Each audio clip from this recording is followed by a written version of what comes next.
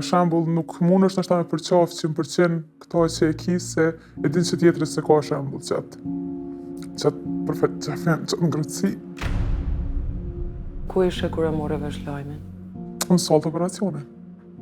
Isha në anestezian se i kom të kryer në lindjet në prirje cesariane edhe tu prit me dëgju çajtën e fëmijës që shpresin krejt nanat, unë e dëgjova ekipën tu thirr për me ardhë pjesa e intenzivës inkubatorit me intubu kut ati.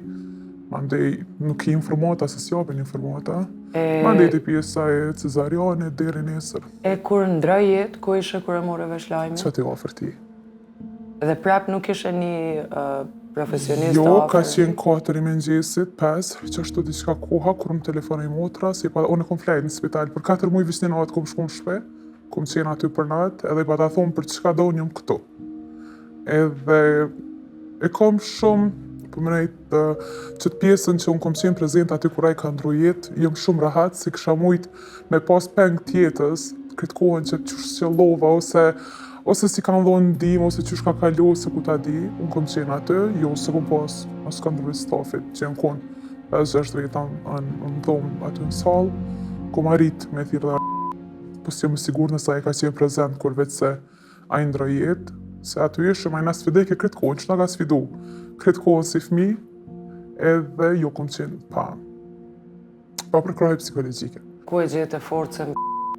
Se unë e di sa shumë ke qenë i mërzitun, e di shumë mirë letrën që e ke nisë edhe fundja e vetë nënë. Po e vërtet. Di çfarë dhimbje e madhe mundet me qenë. Qysh mundet mu qu në kom një nënë, kur e hup fëmijën e vetë? A na jep shembullin tënd? Po, qohet në kam ma letë kur e ka dhe një fëmijë tjetër, ani pse kur t'hup njoni, ja nis të ndrën filozofia e jetës edhe ndaj tjetrit. Shembull, nuk mundesh ndoshta me përqaft 100% këto që e ki se e din që tjetri se ka shembull qatë ngrëtësi.